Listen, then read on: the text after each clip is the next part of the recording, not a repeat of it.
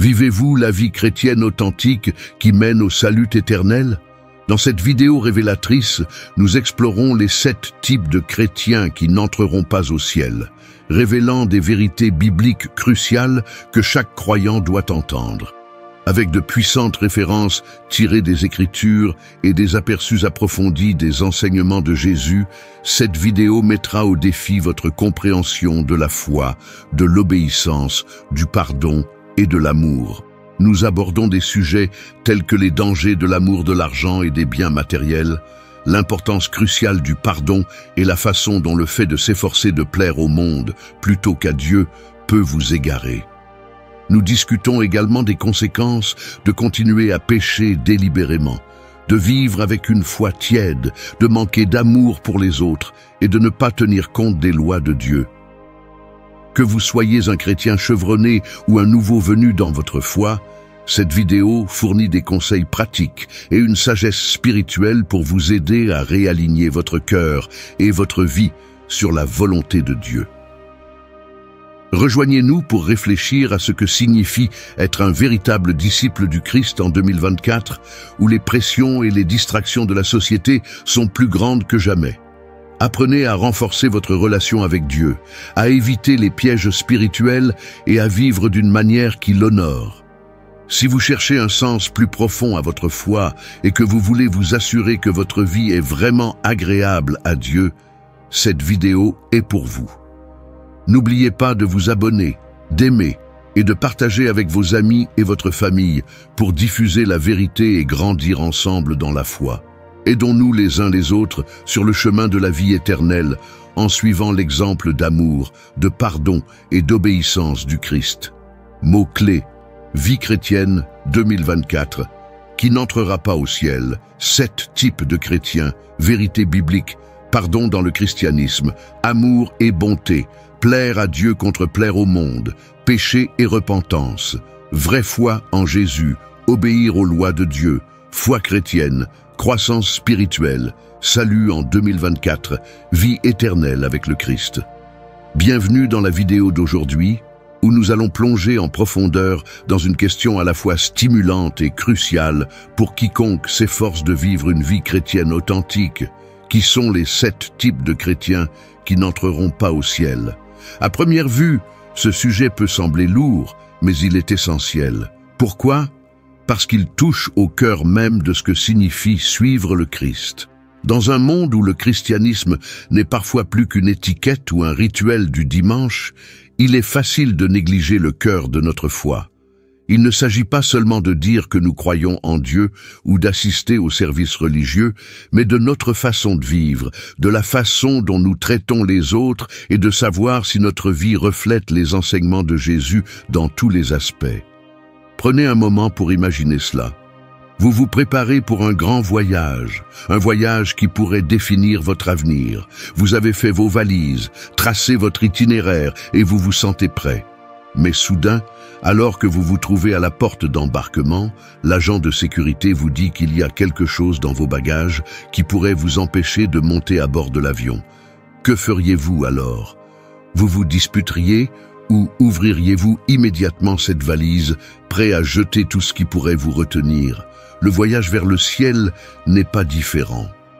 Nous nous sentons peut-être prêts, mais transportons-nous dans nos bagages spirituels des choses qui pourraient nous empêcher d'entrer par les portes du ciel.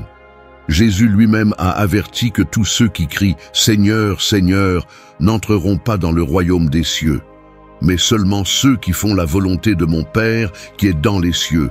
Matthieu 7, 21. Cela nous dit quelque chose d'essentiel. Être chrétien, c'est bien plus que des apparences extérieures ou des paroles. Dans la vidéo d'aujourd'hui, nous allons découvrir les 7 principaux types de chrétiens dont les choix et les attitudes peuvent les empêcher d'entrer au ciel. Ce message n'est pas destiné à condamner, mais plutôt à réveiller. C'est une occasion de réfléchir sur soi-même et de grandir. Un moment pour examiner notre cœur et nous demander « Est-ce que je marche vraiment sur le chemin que Jésus m'a tracé ?» Pensons-y de cette façon. Nous savons tous que la foi est comme une graine. Une graine ne se transforme pas en arbre simplement en étant placée dans le sol. Elle nécessite de la lumière du soleil, de l'eau et des soins attentifs. De même, notre foi doit être cultivée par nos actions, nos décisions et notre amour pour Dieu et pour les autres.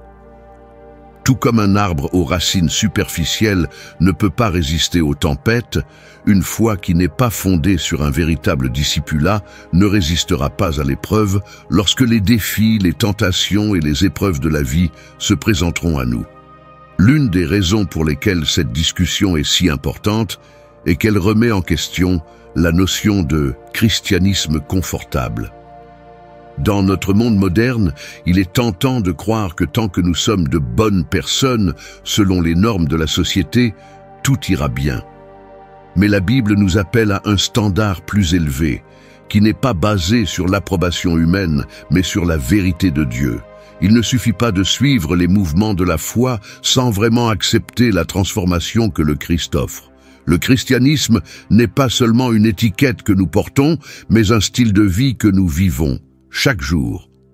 Tout au long de cette vidéo, nous parcourrons certains passages clés des Écritures qui mettent en évidence les comportements, les attitudes et les mentalités qui peuvent nous éloigner du royaume de Dieu.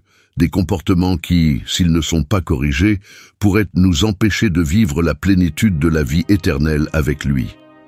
Par exemple, Jésus parlait souvent en paraboles, utilisant des histoires simples en apparence, mais porteuses de vérités spirituelles profondes. Une parabole qui me vient à l'esprit est la parabole du semeur, Matthieu 13, 1, 23, où les graines, qui représentent la parole de Dieu, tombent sur différents types de sols.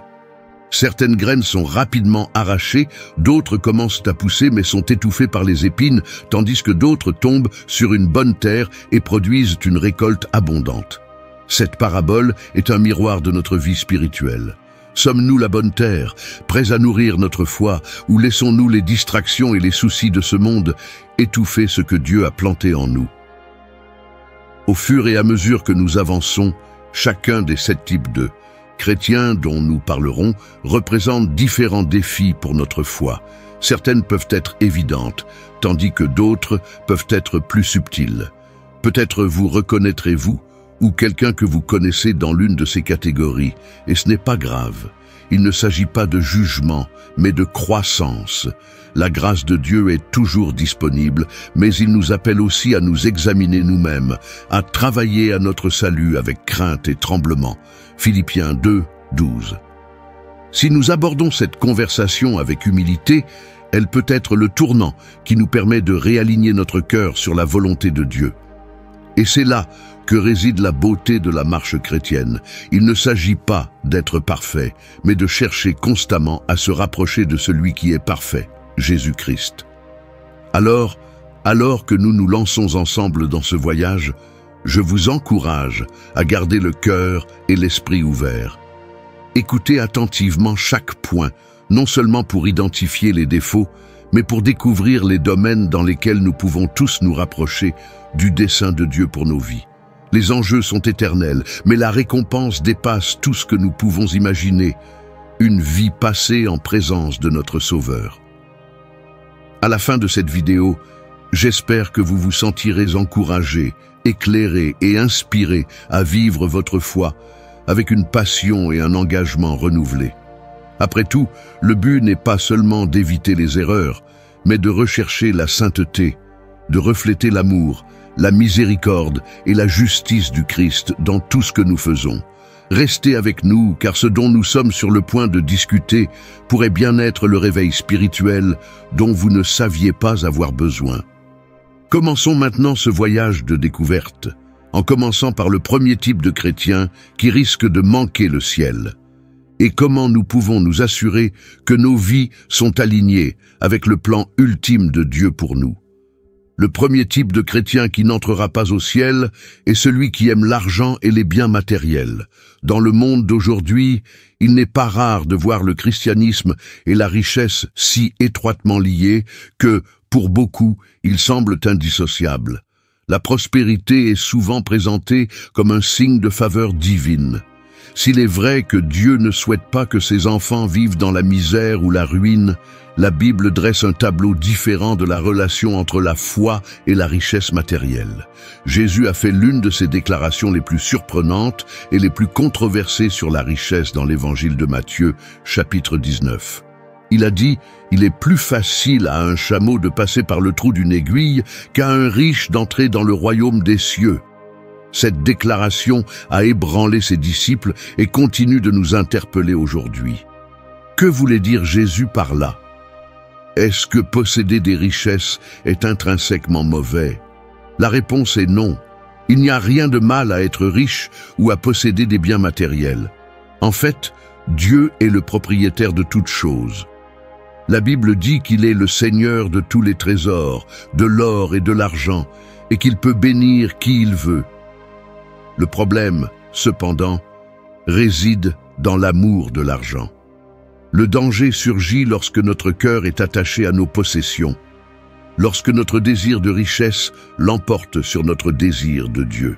Nous ne pouvons pas servir deux maîtres. Jésus lui-même a dit dans Matthieu chapitre 6 que nous ne pouvons pas servir Dieu et l'argent. Lorsque la richesse devient la priorité, elle se transforme rapidement en idole, prenant la place de Dieu dans nos cœurs. Et la Bible va encore plus loin. Paul, dans sa première lettre à Timothée, chapitre 6, explique que l'amour de l'argent est la racine de tous les maux. Il prévient que beaucoup, désireux de devenir riches, se sont égarés loin de la foi et se sont jetés dans bien des tourments. C'est une pensée qui donne à réfléchir. Imaginez quelqu'un qui commence son cheminement chrétien avec ferveur et passion, mais qui petit à petit, à mesure que sa quête de richesse augmente, commence à s'éloigner de sa foi. Il devient distrait, concentré sur la construction de son propre empire, plutôt que sur la recherche du royaume de Dieu. Paul dit que certains, dans leur cupidité, se sont éloignés de la foi. Ce n'est pas juste un petit faux pas, c'est un naufrage spirituel. Mais qu'en est-il de ceux qui disent aimer Dieu et qui sont pourtant obsédés par l'accumulation de richesses? Peuvent-ils vraiment marcher avec Christ et aimer l'argent en même temps? La Bible assimile l'amour de l'argent à l'idolâtrie, une grave offense aux yeux de Dieu. Alors, comment un vrai chrétien devrait-il considérer l'argent et les biens matériels? La réponse est simple. Nous devrions les considérer comme temporaires et ne jamais leur permettre de prendre le devant de la scène dans notre vie. Jésus lui-même nous enseigne à ne pas nous soucier de ce que nous mangerons, boirons ou porterons, car notre Père céleste sait de quoi nous avons besoin. Dans Matthieu chapitre 6, verset 33, il nous dit de chercher premièrement le royaume de Dieu et sa justice, et toutes ces choses nous seront données. Il est important de noter que Jésus ne nie pas le besoin de choses matérielles. Il sait que nous avons besoin de nourriture, d'un abri et de vêtements. Mais il nous rappelle que ce sont des préoccupations secondaires. Notre objectif principal en tant que chrétien devrait être de vivre une vie qui plaise à Dieu, en lui faisant confiance pour subvenir à nos besoins comme il le juge bon. Un enfant de Dieu sait que tout ce dont il a besoin lui sera donné conformément au calendrier et au dessein parfait de Dieu. Imaginons une personne qui passe sa vie à courir après la richesse, essayant constamment d'accumuler davantage, mais négligeant ce faisant sa vie spirituelle. Elle va à l'église le dimanche, mais ses pensées sont consumées par le succès financier. Ses prières se concentrent davantage sur la demande de bénédictions matérielles que sur la recherche de la présence de Dieu. Elle commence à mesurer sa valeur et son bonheur parce qu'elle a, plutôt que parce qu'elle est en Christ. C'est exactement ce contre quoi Jésus nous a mis en garde. La poursuite de la richesse peut nous aveugler sur ce qui compte vraiment. Elle peut consumer nos pensées, voler notre paix et nous conduire sur un chemin éloigné de Dieu. Plus nous courons après les choses matérielles, moins nous avons de place dans notre cœur pour les choses de Dieu. Et avant même de nous en rendre compte, nous avons placé l'argent sur le trône qui n'appartient qu'à lui. L'évangile prêché aujourd'hui, dans de nombreux cas, a été souillé par cette mentalité de prospérité. Les dirigeants qui devraient guider le troupeau vers la vie éternelle encourage souvent les croyants à courir après le succès mondain. Le message de la croix, le sacrifice, l'humilité, l'abnégation se perd dans l'attrait de la prospérité matérielle. Alors, comment pouvons-nous empêcher notre cœur de tomber dans ce piège? Cela commence par un changement de perspective. Nous devons considérer l'argent comme un outil, une ressource donnée par Dieu pour servir ses desseins, et non les nôtres. Jésus l'a magnifiquement démontré. Il n'a jamais recherché la richesse ou le confort pour lui-même. Au contraire, il a vécu une vie de confiance totale dans le Père, sachant que Dieu lui fournirait tout ce dont il avait besoin pour accomplir sa mission. En tant que disciples du Christ, nous sommes appelés à faire de même. Nous ne devons pas accumuler des trésors sur terre, mais des trésors dans le ciel, où les mythes et la rouille ne peuvent pas détruire, et où les voleurs ne peuvent pas pénétrer et voler. À quoi cela ressemble-t-il en pratique? Cela signifie être généreux avec ce que nous avons, utiliser nos ressources pour bénir les autres et gérer nos biens avec parcimonie, sachant que tout ce que nous avons appartient en fin de compte à Dieu. Un véritable enfant de Dieu n'est pas préoccupé par l'accumulation de richesses. Ils savent que si Dieu le veut, il peut les bénir matériellement. Mais ils comprennent aussi que le plus grand trésor est une vie vécue dans l'obéissance à la volonté de Dieu. L'argent est temporaire, mais le royaume de Dieu est éternel. En tant que chrétiens, notre attention doit toujours être portée sur l'éternité et non sur les richesses éphémères de ce monde. En conclusion, le danger ne réside pas dans le fait d'avoir des richesses, mais dans le fait de laisser la richesse nous posséder. Nous devons protéger notre cœur de l'amour de l'argent en nous rappelant que nous ne pouvons pas servir deux maîtres. Nous sommes appelés à rechercher d'abord le royaume de Dieu en ayant confiance qu'il pourvoira à tous nos besoins de sa manière parfaite. Gardons les yeux fixés sur le véritable trésor, la vie avec Dieu, maintenant et pour toujours. Restez avec nous pendant que nous poursuivons ce voyage, à la découverte du deuxième type de chrétien qui risque de manquer le royaume des cieux.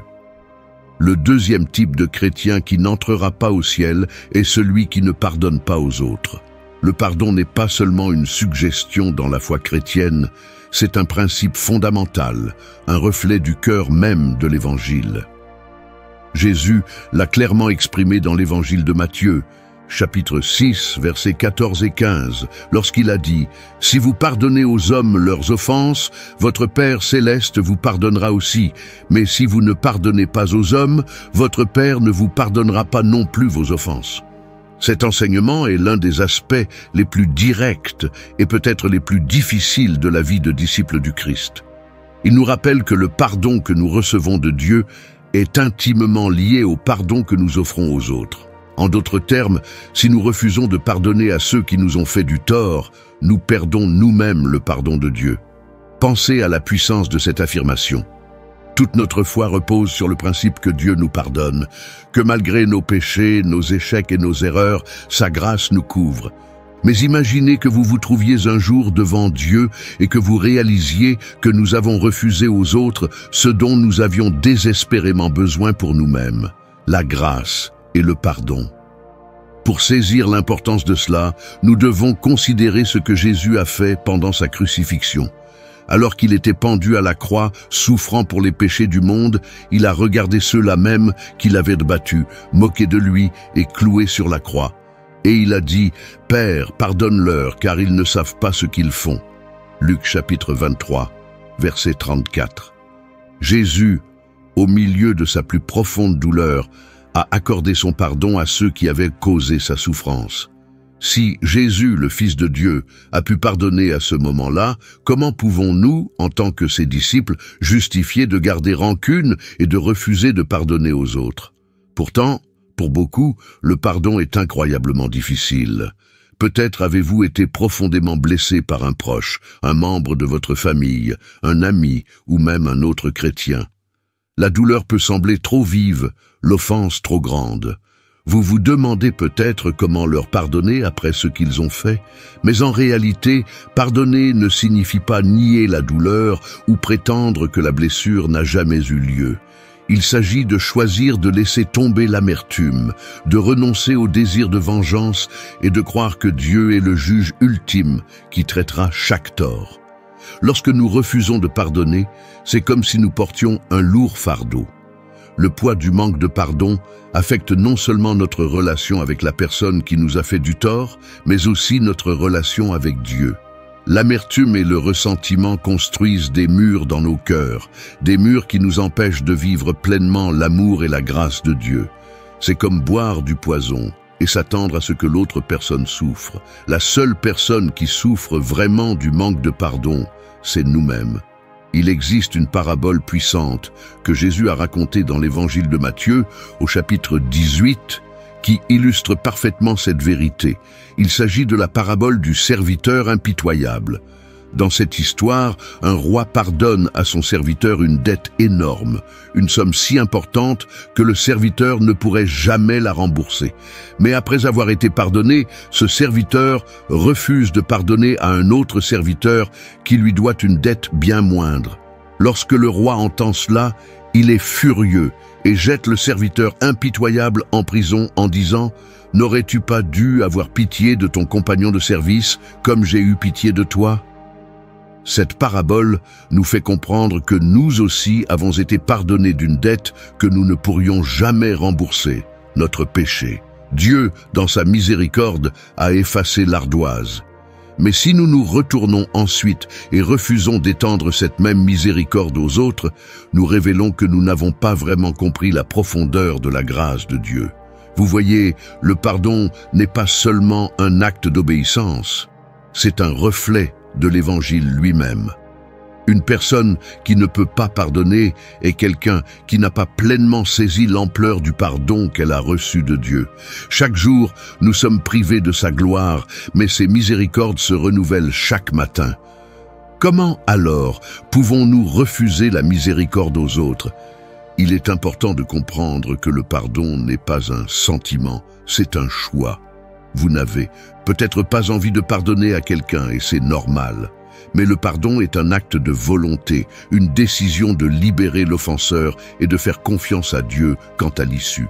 Il ne s'agit pas d'excuser un mauvais comportement ou de minimiser la blessure. Il s'agit de vous libérer des chaînes de l'amertume. Maintenant, que se passe-t-il si nous choisissons de ne pas pardonner? Selon l'enseignement de Jésus, les conséquences sont éternelles. Si nous refusons de pardonner aux autres, Dieu refusera son pardon à nous. C'est une question sérieuse. Ce n'est pas quelque chose à prendre à la légère ou à ignorer. Lorsque nous entretenons un manque de pardon, nous plaçons une barrière entre nous et Dieu. Et si cette barrière demeure, elle peut nous empêcher d'entrer dans son royaume. Alors, comment pouvons-nous commencer le processus de pardon? Tout d'abord, nous devons nous rappeler que le pardon est un acte de foi. Nous pouvons ne pas nous sentir capables de pardonner par nos propres forces, mais nous pouvons demander à Dieu de nous aider. Jésus dit dans l'évangile de Matthieu, chapitre 19, verset 26, « Aux hommes, cela est impossible, mais à Dieu, tout est possible. » Il peut adoucir notre cœur et nous donner la grâce dont nous avons besoin pour pardonner, même lorsque cela semble impossible. Deuxièmement, nous devons prier pour ceux qui nous ont fait du tort. Ce n'est pas facile, mais Jésus l'a ordonné dans l'évangile de Matthieu, chapitre 5, verset 44, « Aimez vos ennemis et priez pour ceux qui vous persécutent. » Lorsque nous prions pour ceux qui nous ont fait du mal, quelque chose d'incroyable se produit. Notre cœur commence à changer. Nous commençons à les voir comme Dieu les voit, non pas comme des ennemis, mais comme des personnes brisées qui ont besoin de sa grâce. Enfin, nous devons avoir confiance que Dieu est le juge juste. Il voit tout et il fera justice au moment opportun. Nous n'avons pas besoin de nous accrocher au ressentiment ou de chercher à nous venger car Dieu est aux commandes. Comme le dit l'Épître aux Romains, chapitre 12, verset 19, « Ne vous vengez pas, mes bien-aimés, mais laissez agir la colère de Dieu, car il est écrit « À moi la vengeance, à moi la rétribution, dit le Seigneur. » En conclusion, le pardon est au cœur de la vie chrétienne. C'est un commandement de Dieu, un reflet de son caractère et une condition pour entrer dans son royaume. Si nous voulons expérimenter la plénitude du pardon de Dieu, nous devons étendre ce même pardon aux autres. Ce n'est peut-être pas facile, mais avec l'aide de Dieu, c'est possible. Alors que nous avançons vers la prochaine étape de notre voyage, examinons nos cœurs. Y a-t-il quelqu'un que nous devons pardonner? Sommes-nous accrochés à des blessures ou à des rancunes passées? Demandons à Dieu de nous aider à nous libérer de ces fardeaux et à marcher dans la liberté de sa grâce. Restez avec nous pendant que nous continuons à explorer le troisième type de chrétien qui peut manquer le royaume des cieux. Et comment nous pouvons nous assurer que nos cœurs sont alignés sur la volonté de Dieu? Le troisième type de chrétien qui n'entrera pas au ciel est celui qui se soucie plus de plaire au monde que de plaire à Dieu. C'est un piège subtil mais dangereux dans lequel de nombreux croyants peuvent tomber, en particulier dans un monde où les valeurs sociétales entrent souvent en conflit avec les principes bibliques. Dans sa lettre au chapitre 4, verset 4, Jacques nous adresse un sévère avertissement. « Ne savez-vous pas que l'amour du monde est inimitié contre Dieu? Celui donc qui veut être ami du monde se rend ennemi de Dieu. » Ce verset nous confronte à une réalité qui nous fait réfléchir. S'il est important de vivre dans le monde et d'interagir avec ceux qui nous entourent, nous ne sommes pas appelés à adopter les valeurs du monde. La vie chrétienne est une vie de transformation, pas de conformité. Nous sommes appelés à être différents, à nous distinguer comme des lumières dans les ténèbres et à vivre selon les normes du royaume de Dieu et non selon les normes de la culture qui nous entoure. Mais que signifie plaire au monde plutôt qu'à Dieu? Il ne s'agit pas simplement d'avoir des amis qui ne sont pas chrétiens ou de travailler dans des environnements séculiers. Il s'agit plutôt de laisser les valeurs du monde, comme l'orgueil, le matérialisme, l'ambition égoïste et le compromis moral, façonner nos décisions, nos actions et nos priorités. Lorsque nous nous soucions plus de ce que les autres pensent de nous que de ce que Dieu pense de nous, nous sommes sur un terrain dangereux. Songez à la facilité avec laquelle nous pouvons être influencés par les attentes du monde. Nous vivons à une époque de comparaison constante où les médias sociaux, les divertissements et la publicité nous bombardent de messages sur notre apparence, ce que nous devrions avoir et à quoi ressemble le succès. Il peut être tentant de se conformer, de rechercher l'approbation des autres en vivant selon ces normes du monde. Mais la Bible nous met en garde contre cela. Dans le livre des Romains, chapitre 12, verset 2, Paul nous exhorte « Ne vous conformez pas au siècle présent, mais soyez transformés par le renouvellement de l'intelligence, afin que vous discerniez quelle est la volonté de Dieu, ce qui est bon, agréable et parfait. » Ce verset nous dit que la vie chrétienne est un processus constant de transformation. Cela nous oblige à renouveler continuellement notre esprit afin que nous puissions reconnaître ce qui plaît vraiment à Dieu, plutôt que de nous laisser emporter par les opinions et les valeurs du monde. Imaginons ceci. Une personne vit sa vie, en apparence comme si elle suivait le Christ. Elle va à l'église, elle prie et elle fait même du bénévolat. Mais sous la surface, son cœur est divisé. Elle veut suivre Dieu, mais elle veut aussi l'approbation de ses pairs, de ses collègues ou de la société en général. Elle commence donc à faire des compromis, petits au début, mais de plus en plus importants. Peut-être reste-t-elle silencieuse dans des situations où elle devrait parler de la vérité, ou adopte-t-elle des comportements qui vont à l'encontre de la parole de Dieu parce qu'elle craint le jugement ou le ridicule des autres. Au fil du temps, son désir de s'intégrer au monde commence à l'emporter sur son désir de rester ferme dans sa foi. C'est contre cela que Jacques nous mettait en garde. L'amitié du monde, le fait de nous aligner sur ses valeurs et ses priorités, fait de nous des ennemis de Dieu parce qu'elle nous éloigne de lui. L'approbation du monde est éphémère, mais l'approbation de Dieu est éternelle. Jésus a également abordé cette question. Dans l'évangile de Matthieu, chapitre 6, verset 24, il dit « Nul ne peut servir deux maîtres. Ou tu haïras l'un et aimeras l'autre, ou tu t'attacheras à l'un et mépriseras l'autre. » Cette vérité s'applique non seulement à l'argent, comme Jésus le disait dans ce passage, mais à tout domaine dans lequel nous pourrions être déchirés entre la loyauté envers Dieu et la loyauté envers le monde. Être un disciple du Christ nous oblige souvent à faire des choix difficiles, et parfois ces choix impliquent de nous opposer à l'opinion populaire. Jésus a averti ses disciples que le monde les haïrait parce qu'ils n'étaient pas du monde, tout comme lui n'était pas du monde. Jean chapitre 15, verset 19. Ce rejet peut être douloureux, mais il fait partie de ce que signifie être un disciple. Nous en voyons d'innombrables exemples dans les Écritures. Pensez à Daniel, qui a refusé de manger la nourriture du roi ou de se prosterner devant de fausses idoles, même si cela aurait pu lui coûter la vie. Pensez aux premiers chrétiens qui étaient prêts à être jetés au lion plutôt que de renoncer à leur foi. Ces hommes et ces femmes ont choisi de plaire à Dieu, même au prix d'un grand sacrifice personnel. Mais qu'en est-il de nous aujourd'hui? Si la plupart d'entre nous ne sont pas confrontés à des persécutions mettant leur vie en danger à cause de notre foi, nous sommes constamment confrontés à des choix qui mettent à l'épreuve notre allégeance à Dieu. Est-ce que nous faisons des compromis sur nos valeurs pour nous adapter au monde? Est-ce que nous gardons le silence sur nos croyances par peur d'offenser les autres? Est-ce que nous accordons la priorité au succès et à l'acceptation du monde plutôt qu'à l'obéissance à Dieu? La tentation de plaire au monde se présente souvent sous des formes subtiles. Elle peut se manifester par la pression de réussir selon les normes du monde, d'accumuler des richesses ou de courir après la célébrité et la reconnaissance. Elle peut se manifester sous la forme d'un compromis moral, où nous sommes tentés de contourner un peu les règles pour obtenir un avantage ou éviter un conflit.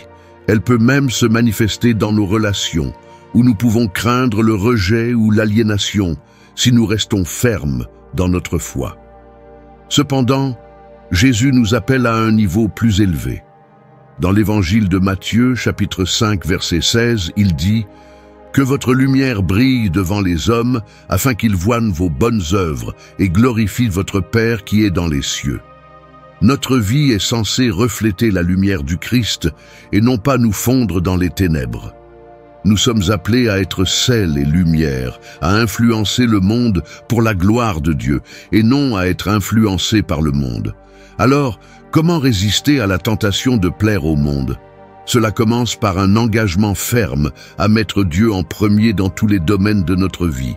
Nous devons nous demander chaque jour, est-ce que je vis pour plaire à Dieu ou est-ce que je recherche l'approbation des autres? Cela exige de l'honnêteté et un examen de conscience. Cela peut signifier faire des choix difficiles, mais les récompenses sont éternelles.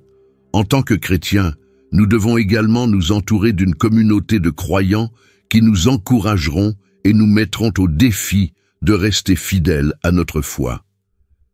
La communion avec d'autres chrétiens peut nous fortifier, nous aidant à rester fermes dans notre engagement envers Dieu, même lorsque le monde nous pousse à nous conformer. En conclusion, le choix entre plaire au monde et plaire à Dieu est un choix auquel chaque chrétien doit faire face. C'est une décision qui façonne notre vie et détermine notre destinée éternelle. L'amitié avec le monde peut apporter une satisfaction temporaire, mais elle conduit à l'inimitié avec Dieu.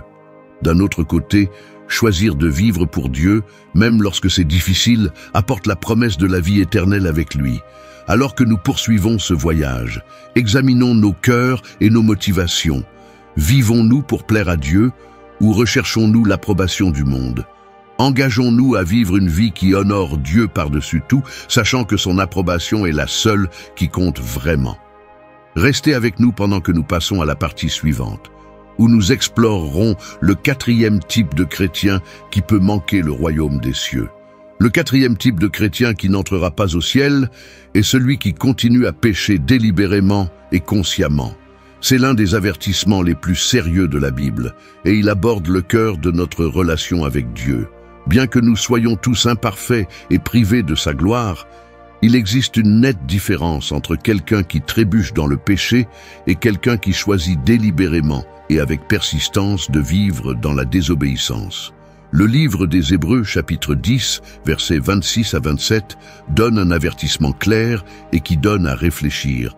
Si nous continuons volontairement à pécher après avoir reçu la connaissance de la vérité, il ne reste plus de sacrifice pour les péchés, mais une attente terrible du jugement et du feu dévorant qui dévorera les ennemis de Dieu. Ce passage s'adresse à ceux qui ont entendu la vérité de l'Évangile, qui savent ce qui est juste, mais qui choisissent de continuer à pécher sans se repentir. Pour comprendre le poids de cela, nous devons réfléchir à ce que signifie avoir reçu la connaissance de la vérité. Lorsque nous parvenons à la foi en Christ, non seulement nous sommes pardonnés de nos péchés, mais nous sommes également appelés à un nouveau mode de vie. L'Évangile ne consiste pas seulement à échapper aux conséquences du péché, mais aussi à vivre selon un nouveau mode de vie. Il s'agit d'être transformé de l'intérieur, de laisser derrière nous nos anciennes habitudes et de marcher dans la lumière de la grâce de Dieu. Cependant, la personne qui persiste délibérément dans le péché rejette cette transformation. C'est comme si elle disait « Je sais ce que Jésus a fait pour moi, mais je continue à choisir ma propre voie ».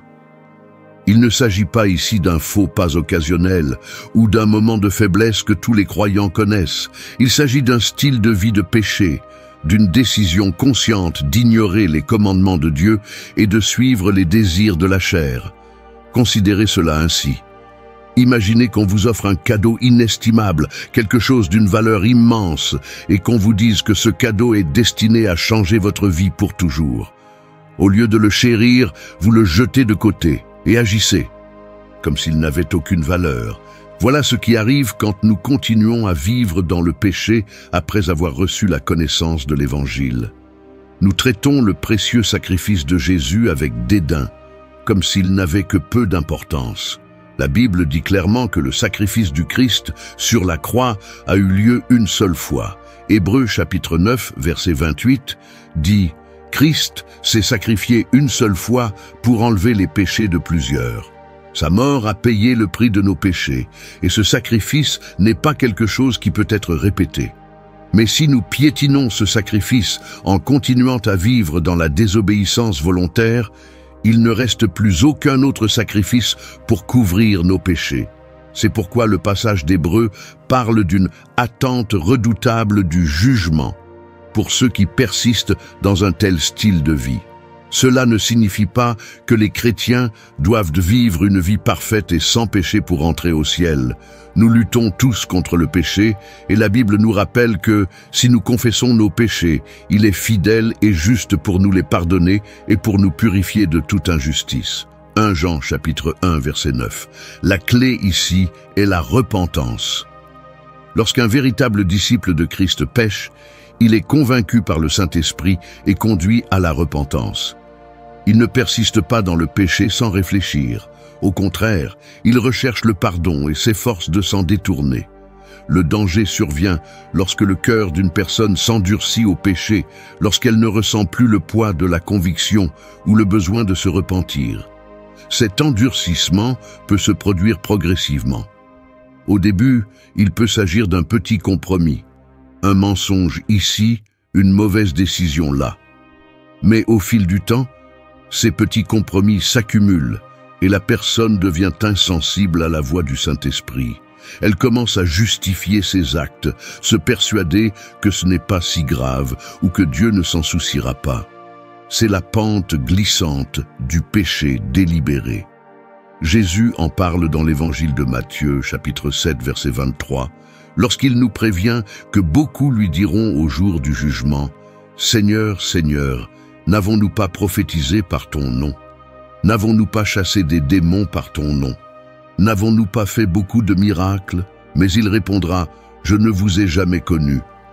Éloignez-vous de moi, vous qui faites le mal. » C'est un rappel brutal que les actes extérieurs, même religieux, ne suffisent pas s'ils ne sont pas accompagnés d'un cœur engagé envers Dieu et ses voies. Alors, comment nous prémunir contre le danger du péché volontaire? Cela commence par une compréhension profonde de la gravité du péché et de la sainteté de Dieu. Le péché n'est pas seulement une erreur ou un faux pas, c'est une rébellion contre la loi parfaite de Dieu.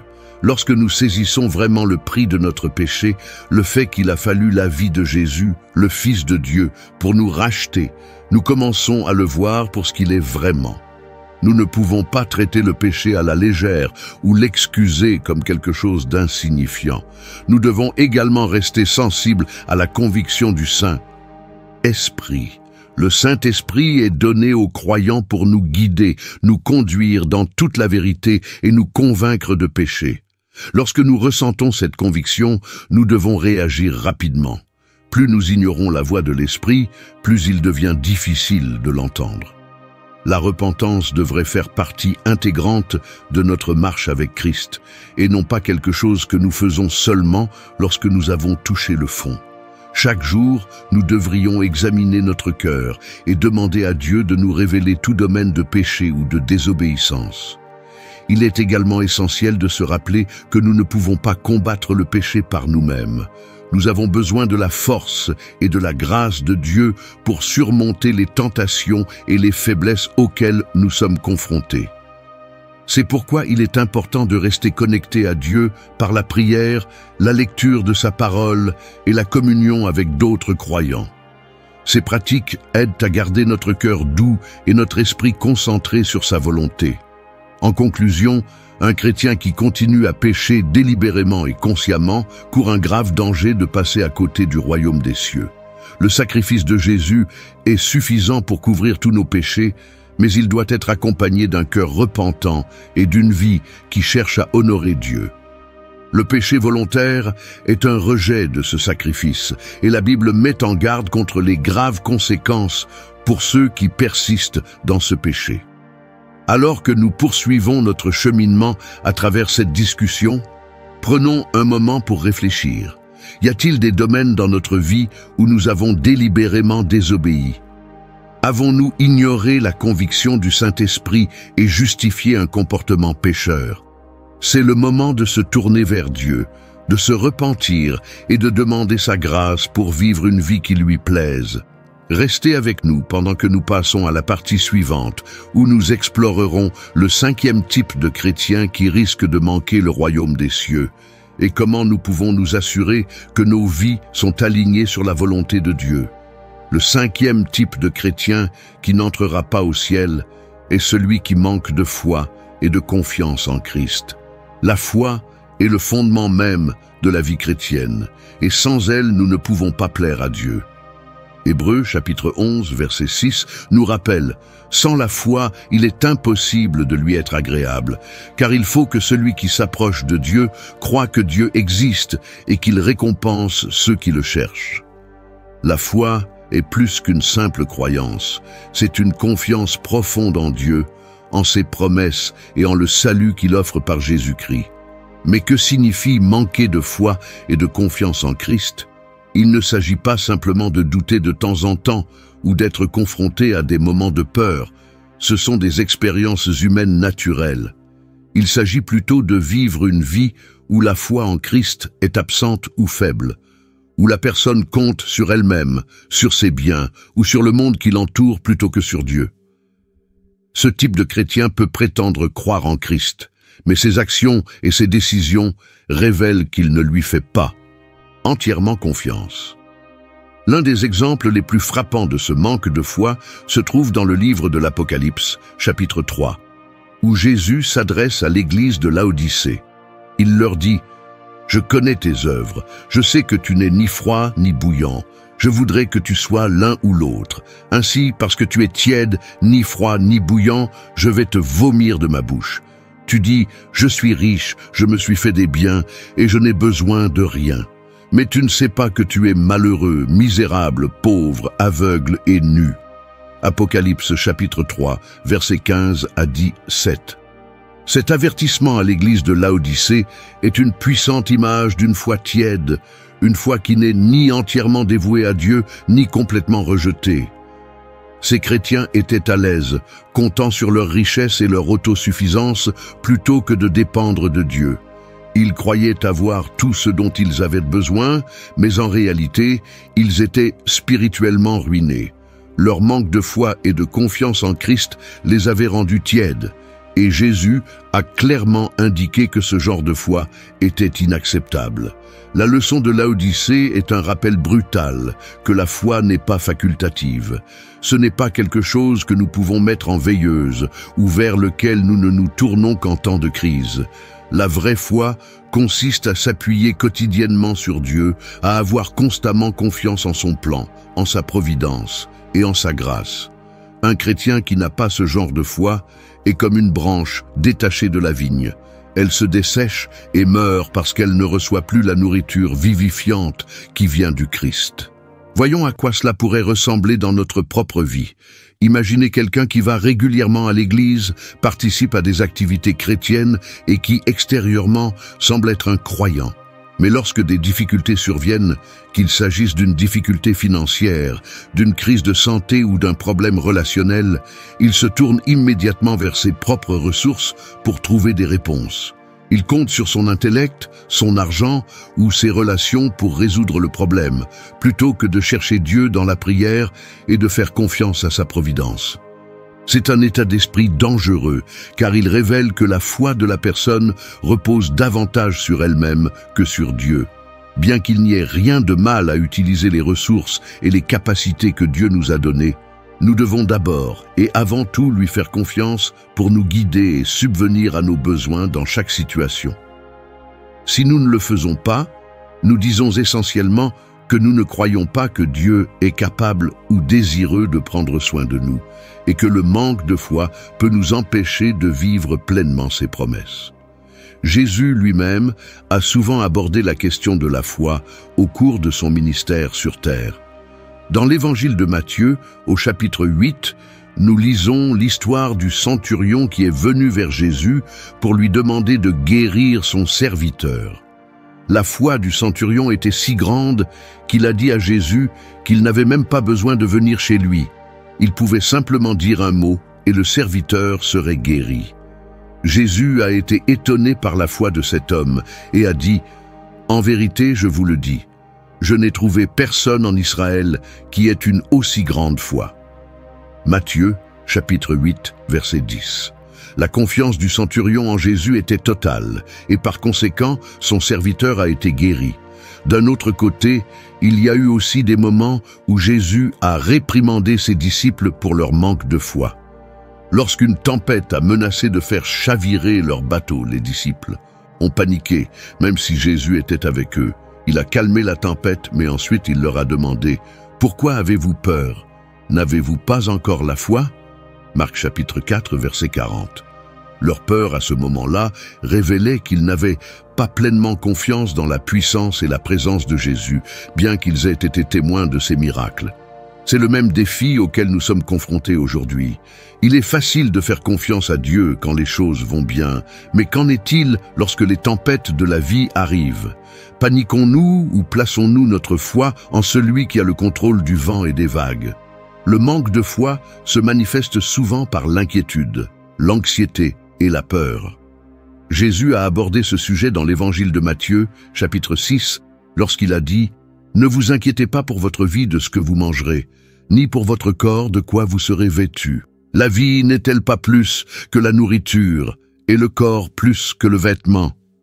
Regardez les oiseaux du ciel, ils ne sèment, ni ne moissonnent, ni n'amassent dans des greniers, et votre Père céleste les nourrit. Ne valez-vous pas beaucoup plus qu'eux » Matthieu chapitre 6, versets 25 à 26. Lorsque nous permettons à l'inquiétude et à l'anxiété de dominer notre vie, nous disons essentiellement que nous ne faisons pas confiance à Dieu pour prendre soin de nous. Jésus nous invite à vivre une vie sans souci, non pas parce que nos problèmes sont insignifiants, mais parce qu'il promet de subvenir à tous nos besoins. Un chrétien qui n'a pas ce genre de foi passe à côté de la paix qui vient de la confiance totale en Dieu. Alors, comment pouvons-nous cultiver une foi profonde et une confiance en Christ? Cela commence par une relation. La foi n'est pas quelque chose que nous pouvons fabriquer ou forcer. Elle grandit naturellement à mesure que nous passons du temps avec Dieu dans la prière, dans sa parole et dans la communion avec d'autres croyants. Plus nous connaissons Dieu, plus nous lui ferons confiance. La Bible dit dans Romains, chapitre 10, verset 17. La foi vient de ce qu'on entend, et ce qu'on entend vient de la parole de Christ. Lorsque nous nous immergeons dans la vérité de la parole de Dieu, notre foi se fortifie. Nous devons également exercer notre foi.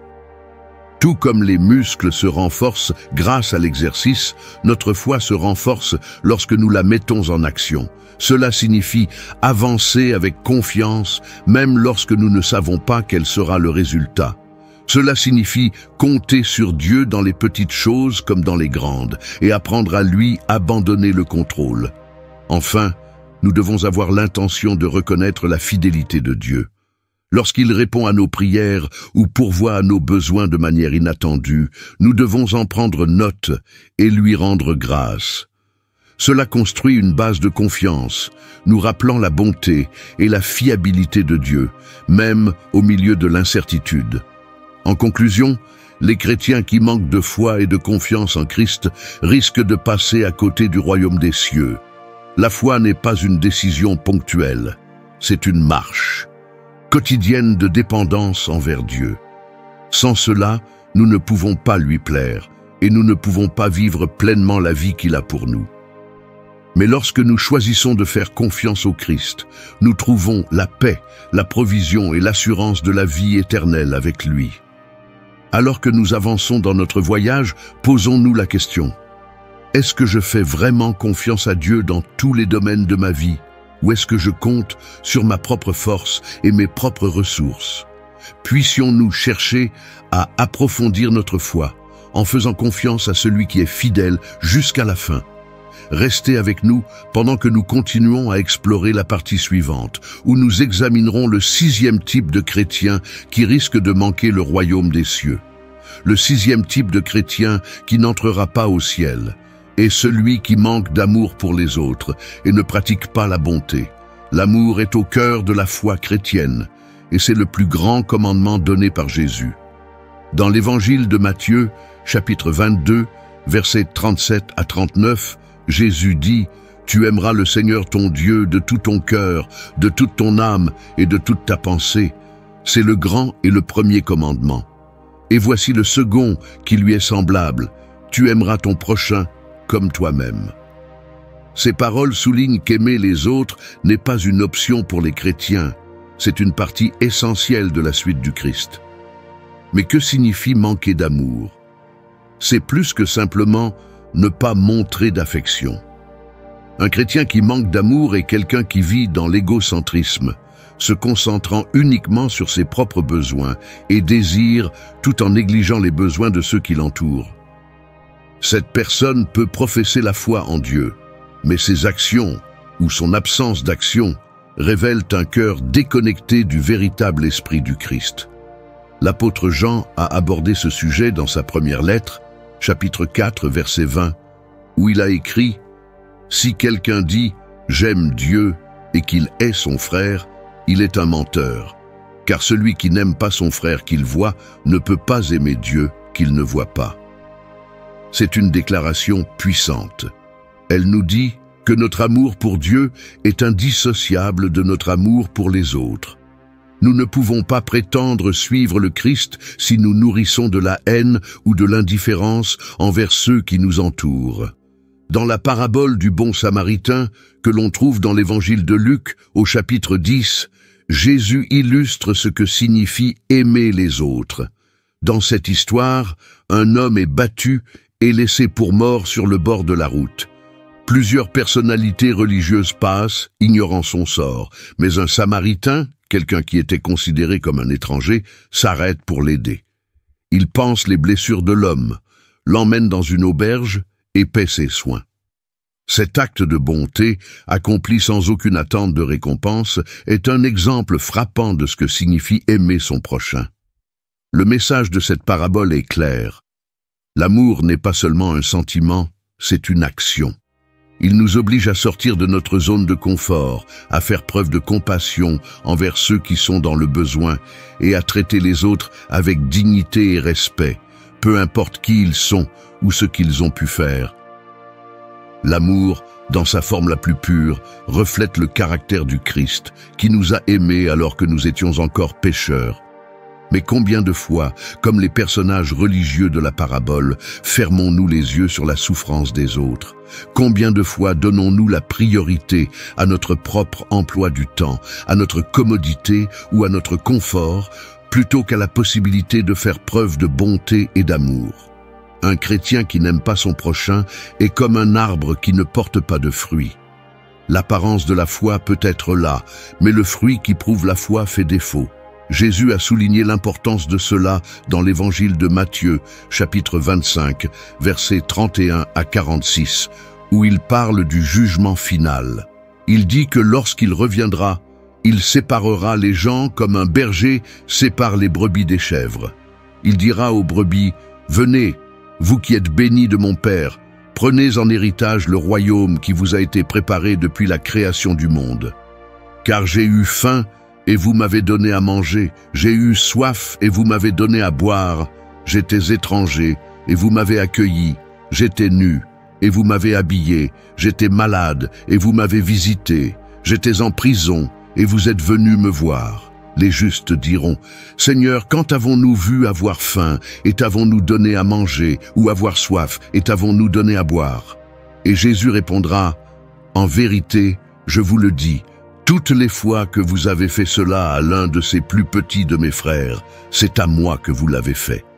En revanche, ceux qui n'ont pas fait preuve de bonté envers les autres, ceux qui ont négligé les affamés, les assoiffés, les malades et les prisonniers, seront renvoyés, car leur manque d'amour a révélé le véritable état de leur cœur. Ce passage devrait faire réfléchir chaque chrétien. Il nous montre que notre foi ne se mesure pas à ce que nous prétendons croire, mais à la façon dont nous traitons les autres, en particulier ceux qui sont vulnérables, marginalisés et dans le besoin. Cela nous pousse à examiner nos vies et à nous demander, est-ce que je vis vraiment l'amour du Christ? Est-ce que je fais preuve de bonté et de compassion envers ceux qui m'entourent? L'amour, comme l'a écrit l'apôtre Paul dans la première épître aux Corinthiens, chapitre 13, est la plus grande de toutes les vertus. Il a dit que même si nous avons la foi qui peut déplacer des montagnes, mais que nous n'avons pas l'amour, nous ne sommes rien. L'amour est patient, l'amour est bon, et l'amour ne cherche pas ses propres intérêts. Un chrétien qui manque d'amour passe à côté de l'essence même de ce que signifie suivre le Christ. Mais l'amour ne se résume pas à de grands gestes. Il s'agit aussi de petits actes de bonté que nous pouvons montrer chaque jour. Il s'agit d'écouter un ami qui a des difficultés, d'offrir un mot d'encouragement à quelqu'un qui se sent déprimé ou d'aider un voisin dans le besoin. Il s'agit de voir les gens qui nous entourent non pas comme des inconvénients, mais comme des occasions de refléter l'amour de Jésus. L'un des plus beaux aspects de l'amour est qu'il est contagieux. Lorsque nous montrons de l'amour et de la bonté aux autres, nous les incitons souvent à faire de même. L'effet d'entraînement d'un seul acte d'amour peut aller bien au-delà de ce que nous imaginons, touchant des vies d'une manière que nous ne pourrons jamais comprendre pleinement. Mais tout commence par un cœur prêt à aimer comme le Christ a aimé. Alors, comment pouvons-nous grandir dans l'amour et la bonté?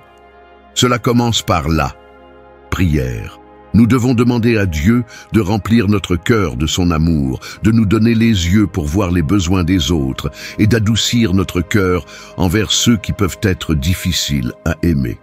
Nous devons également prendre la décision consciente de faire passer les autres en premier, de laisser tomber l'égoïsme et de rechercher des occasions de servir. L'amour n'est pas toujours facile, mais il en vaut toujours la peine. En conclusion, les chrétiens qui manquent d'amour pour les autres et ne pratiquent pas la bonté risquent de rater le royaume des cieux. La Bible dit clairement que l'amour est la marque distinctive d'un vrai croyant. Sans lui, notre foi est creuse et notre témoignage au monde est inefficace.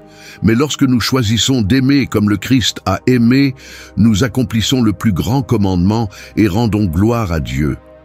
Alors que nous poursuivons ce voyage, réfléchissons à nos propres vies. Y a-t-il des gens que nous n'avons pas aimés? Y a-t-il des occasions de faire preuve de bonté que nous avons ignorées? Engageons-nous à vivre l'amour du Christ, non seulement en parole, mais en actes qui reflètent son cœur. Restez avec nous pendant que nous passons à la dernière partie, où nous explorerons le 7e type de chrétien qui risque de manquer le royaume des cieux. Le 7e type de chrétien qui n'entrera pas au ciel est celui qui ne tient pas compte des lois de Dieu.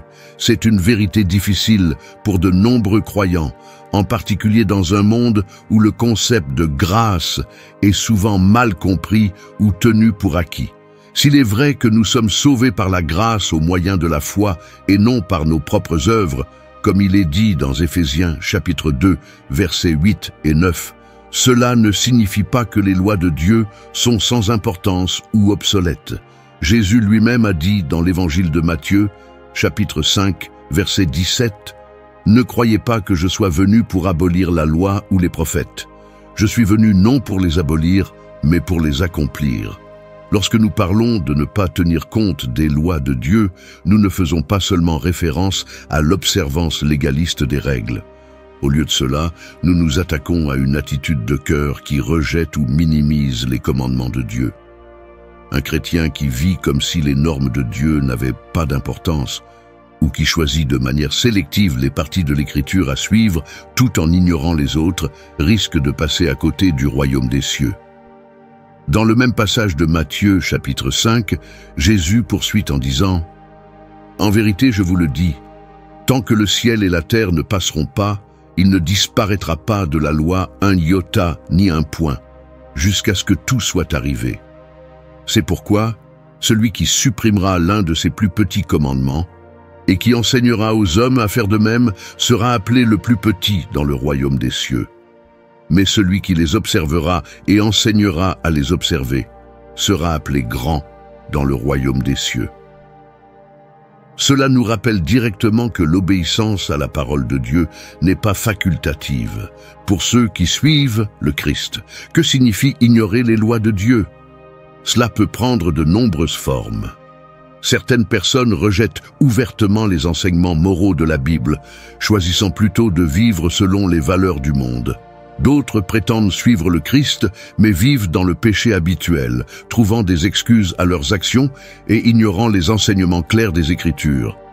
D'autres encore adhèrent aux pratiques extérieures de la religion, mais n'ont pas la transformation intérieure qui vient de la véritable obéissance aux commandements de Dieu. L'apôtre Paul aborde cette question dans sa lettre aux Romains, chapitre 6, où il demande « Continuerons-nous à pécher afin que la grâce abonde ? Loin de là, nous sommes morts au péché. Comment pourrions-nous encore vivre dans le péché ?» Romains chapitre 6, versets 1 à 2. Le point de vue de Paul est clair. La grâce n'est pas une licence pour pécher. Si la grâce de Dieu couvre nos péchés, elle nous donne aussi le pouvoir de vivre dans l'obéissance à lui. Ne pas tenir compte des lois de Dieu, c'est rejeter la transformation que la grâce est censée apporter. Considérez l'exemple du roi Saül dans l'Ancien Testament. Saül fut choisi par Dieu pour être le premier roi d'Israël, mais il désobéit à plusieurs reprises au commandement de Dieu. Dans le premier livre de Samuel, chapitre 15, Dieu ordonne à Saül de détruire complètement les Amalécites et tous leurs biens. Cependant, Saül choisit de garder le meilleur du bétail pour lui-même, désobéissant directement au commandement clair de Dieu. Lorsque le prophète Samuel le confronte, Saül tente de justifier ses actes en affirmant que les animaux sont destinés à être sacrifiés à Dieu. Mais Samuel répond par ces mots puissants. L'Éternel prend-il plaisir aux holocaustes et aux sacrifices autant qu'à l'obéissance à l'Éternel? L'obéissance vaut mieux que les sacrifices, et l'obéissance vaut mieux que la graisse des béliers. 1 Samuel, chapitre 15, verset 22. La désobéissance de Saül lui a finalement coûté le royaume. Son histoire nous rappelle avec lucidité que Dieu accorde plus d'importance à l'obéissance qu'aux rituels religieux vides de sens. Lorsque nous ne tenons pas compte de ces commandements, nous ne faisons pas que transgresser les règles, nous endommageons notre relation avec lui. Mais comment pouvons-nous vivre dans l'obéissance aux lois de Dieu d'une manière qui ne soit ni pesante ni légaliste? La clé réside dans la compréhension du but de la loi. Les commandements de Dieu ne sont pas des règles arbitraires destinées à nous contrôler. Ils sont l'expression de son caractère et de sa volonté pour nos vies.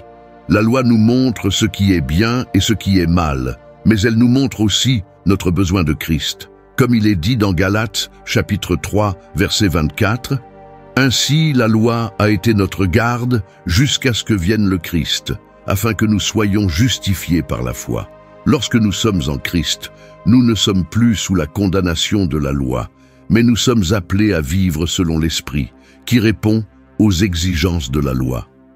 Jésus a résumé toute la loi avec ces 2 commandements. Tu aimeras le Seigneur ton Dieu de tout ton cœur, de toute ton âme et de toute ta pensée, et tu aimeras ton prochain comme toi-même. Matthieu, chapitre 22, versets 37 à 39. Lorsque nous vivons dans l'amour, nous accomplissons naturellement la loi, car l'amour ne fait pas de mal à son prochain. Et l'amour pour Dieu nous pousse à suivre ses voies. Alors, comment pouvons-nous nous assurer que nous ne négligeons pas les lois de Dieu dans notre vie quotidienne? Cela commence par un cœur humble. Nous devons être prêts à nous soumettre à l'autorité de Dieu en reconnaissant que ses voies sont plus élevées que les nôtres. Cela signifie lire et étudier sa parole, chercher à comprendre ses commandements et demander l'aide du Saint-Esprit pour y obéir. Nous devons également être vigilants en examinant nos cœurs et nos actions, en nous repentant lorsque nous échouons et en nous efforçant de vivre une vie qui plaise à Dieu. En conclusion, les chrétiens qui ne tiennent pas compte des lois de Dieu risquent de rater le royaume des cieux. L'obéissance ne consiste pas à gagner le salut, c'est le fruit d'une vie transformée par la grâce. Lorsque nous aimons vraiment Dieu, nous cherchons à suivre ses commandements, non par obligation, mais par désir de l'honorer. Alors que nous arrivons à la fin de ce voyage, réfléchissons à nos propres vies. Y a-t-il des domaines dans lesquels nous avons ignoré les commandements de Dieu? Vivons-nous d'une manière qui reflète notre amour pour lui et notre désir de lui plaire? Engageons-nous à marcher dans l'obéissance en ayant confiance que ses commandements sont bons et qu'ils mènent à la vie? Nous avons maintenant atteint la fin de cette vidéo et je tiens à vous remercier d'être restés avec nous tout au long de cette importante discussion. Nous avons exploré 7 types de chrétiens qui peuvent manquer le royaume des cieux, chacun représentant un domaine différent de défis spirituels. Mais rappelez-vous, le but de cette vidéo n'est pas de condamner ou d'instiller la peur. Il s'agit plutôt d'encourager chacun d'entre nous à examiner sa vie, à grandir dans sa foi et à rechercher une relation plus profonde avec Dieu. Le cheminement chrétien est un chemin de croissance, de repentance et de transformation constant. Nous échouons tous parfois, mais la grâce de Dieu est toujours disponible pour nous relever et nous guider vers le droit chemin. Si cette vidéo vous a parlé d'une manière ou d'une autre, je vous encourage à la prendre à cœur, à prier et à demander à Dieu la sagesse et la force de vivre une vie qui l'honore. Si vous avez trouvé ce contenu utile, pensez à vous abonner à la chaîne et à partager cette vidéo avec vos amis ou votre famille. Votre soutien nous aide à continuer de créer du contenu qui atteint plus de personnes et qui diffuse la vérité de la parole de Dieu. N'hésitez pas à laisser un commentaire ci-dessous avec vos réflexions. Et n'oubliez pas de liker cette vidéo si elle vous a touché. Merci encore d'avoir regardé et que Dieu vous bénisse abondamment alors que vous cherchez à le suivre de tout votre cœur, de toute votre âme et de tout votre esprit.